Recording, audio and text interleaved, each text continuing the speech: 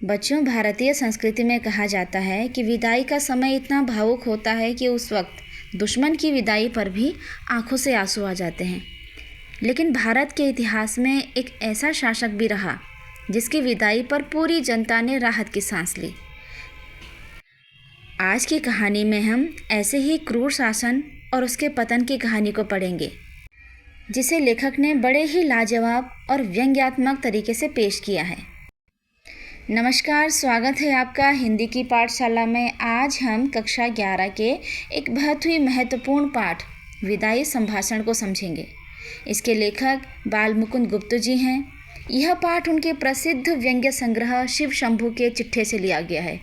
इस पाठ में भारत के क्रूर वायसराय लॉर्ड कर्जन के शासनकाल और उनकी विदाई पर करारा व्यंग्य किया गया है। बिछड़ना बहुत दुखद होता है। हमारे भारत देश की संस्कृति इतनी अनूठी है कि यहाँ विदाई के समय मनुष्य तो क्या, पशु पक्षी भी आंसू बहाते हैं। इसे समझाने के लिए लेखक शिव शंभू की 2 गायों का एक बहुत ही सुंदर उदाहरण देते हुए कहते हैं कि शिव शंभू के पास 2 गायें थी, एक ताकतवर और दूसरी कमज़ोर। ताकतवर गाय अक्सर अपने सींगों से कमज़ोर गाय को मारा करती थी, लेकिन जब एक दिन उस ताकतवर गाय को किसी दूसरे कसाई या मालिक को बेच दिया जाता है तो वह जाने लगी, तो कमज़ोर गाय उसके बिछड़ने के दुख में उस पूरे दिन भर उदास खड़ी रही। उसने पूरे दिन चारा तक नहीं छुआ। लेखक इस मर्मस्पर्शी कहानी से लॉर्ड कर्जन पर तीखा व्यंग्य करते हैं कि जब भारत में पशु भी अपने मारने वाले शत्रु के जाने पर दुखी होते हैं, तो सोचिए उस देश की 8 करोड़ जनता आपके जाने पर कितनी दुखी होगी। भले ही आपने उन्हें सताया हो, लेकिन विदाई के इस क्षण में भारतीय जनता आपके लिए भी मंगल कामना ही कर रही है। लॉर्ड कर्जन बहुत अहंकारी थे। वे खुद को भगवान समझते थे। उन्होंने भारत की अनपढ़ जनता की कभी भी नहीं सुनी। उन्होंने दिल्ली दरबार में अपने और अपनी पत्नी के लिए सोने की कुर्सियां बनवाई। उनका रुतबा राजा महाराजाओं से भी बड़ा था, लेकिन उन्होंने भारत का कोई भला नहीं किया, बल्कि हमेशा भारतीयों का शोषण ही किया। लॉर्ड कर्जन ने भारत की एकता को तोड़ने के लिए बंगाल का विभाजन किया। भारतीयों ने इसका बहुत विरोध किया, लेकिन कर्जन ने किसी की नहीं सुनी।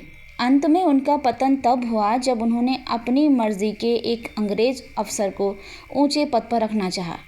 ब्रिटिश सरकार ने उनकी बात नहीं मानी और गुस्से में आकर कर्जन ने इस्तीफा दे दिया और उनका इस्तीफा मंजूर भी हो गया था। इस तरह उन्हें मजबूरी में भारत छोड़ना पड़ा। पाठ के अंत में लेखक कहते हैं कि इतिहास में बड़े बड़े तानाशाह आए, लेकिन नादिर शाह और कैसर, लेकिन उन्होंने भी जनता की मिन्नतें सुनी थी, मगर कर्जन ने कभी किसी की नहीं सुनी। फिर भी लेखक बड़े दिल का परिचय देते हुए कहते हैं कि भारत की जनता इतनी उदार है कि वह जाते समय अपने दुश्मन के लिए भी मंगल कामना करती है। यह पाठ हमें सिखाता है कि अहंकार का अंत हमेशा बुरा होता है। तो बच्चों, ये था हमारा विदाई संभाषण का सारांश। अब आगे हम इसके प्रश्नोत्तर देखते हैं। यहाँ हमारा पहला प्रश्न है, शिव शंभू की 2 गायों की कहानी के माध्यम से लेखक क्या कहना चाहता है? तो लेखक कहना चाहते हैं कि भारत में बिछड़ने का समय बहुत ही बड़ा भावुक और पवित्र होता है। तो यहाँ मनुष्य तो क्या, पशु पक्षी भी विदाई के समय दुखी होते हैं। जैसे अभी हमने सारांश में पढ़ा था कि शिव शंभू की 2 गायें थी, उसमें एक गाय कमज़ोर थी और दूसरी ताकतवर थी। तो ताकतवर गाय जो है बार बार उसको परेशान करती थी, लेकिन जब वो बेची गई तो कमज़ोर गाय ने उसके जाने का बड़ा ही दुख मनाया। हमारा अगला प्रश्न है कि 8 करोड़ प्रजा के गिड़गिड़ाकर विच्छेद न करने की प्रार्थना का आपने ज़रा भी विचार नहीं किया। यहाँ किस ऐतिहासिक घटना की ओर संकेत किया गया है?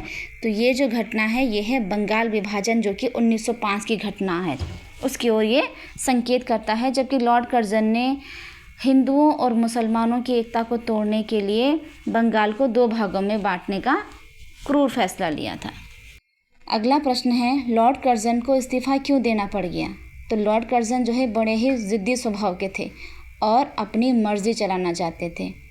तो जब वो अपनी पसंद के अंग्रेज़ी अफसर को ऊंचे पद पर नियुक्त करवाना चाहते थे, लेकिन ब्रिटिश सरकार ने उनकी सिफारिश को मानने से साफ मना कर दिया। तो इस बात से लॉर्ड कर्जन जो है अपना अपमान समझकर उन्होंने इस्तीफ़ा दे दिया। अब अगला प्रश्न है कि विचारिए तो क्या शान आपकी इस देश में थी और अब क्या हो गई? कटु अनुभव के कारण ऐसा हुआ। तो ये शब्द जो लिखे हैं इनका कारण यह है कि भारत में लॉर्ड कर्जन की शान और रुतबा किसी भगवान या राजा महाराजा से भी बढ़कर थी। तो दिल्ली दरबार में उनके और उनकी पत्नी के लिए सोने की कुर्सियां बनाई गई थी और उनका हाथी सबसे आगे और सबसे ऊंचा चलता था। तो लेकिन उन्होंने जो है अपने अहंकार और क्रूर शासन और बंगाल विभाजन जैसे फैसलों के कारण भारतीय जनता की नज़रों में उन्होंने खुद को पूरी तरह से गिरा दिया था। इसी कटु अनुभव के कारण उनकी सारी शान जो है मिट्टी में मिल गई थी। अब हमारा अंतिम प्रश्न है इस पाठ का, आपके और यहाँ की तलीफ प्रजा के बीच में कोई तीसरी शक्ति भी है। यहाँ तीसरी शक्ति किसको कहा गया है? तो तीसरी शक्ति ब्रिटिश सरकार यानी कि इंग्लैंड के राजा और वहाँ की संसद को कहा गया है। लॉर्ड कर्जन खुद को बहुत शक्तिशाली समझते थे और सोचते थे कि वे भारत के भाग्य विधाता हैं, लेकिन उन्हें लेखक याद दिलाते हैं कि वे भी स्वतंत्र नहीं हैं। उनके ऊपर भी एक तीसरी शक्ति यानी कि ब्रिटिश हुकूमत बैठी है, जिसके इशारे पर लॉर्ड कर्जन जो है काम करते हैं। और इसी तीसरी शक्ति ने अंत में कर्जन की बात न मानकर उनका घमंड तोड़ा और उन्हें भारत छोड़ने पर मजबूर होना पड़ा। तो बच्चों, ये था हमारा पाठ विदाई संभाषण का सारांश और उसके प्रश्नोत्तर। आशा करती हूँ आपको ये समझ में आया होगा। मुझे ज़रूर बताएं।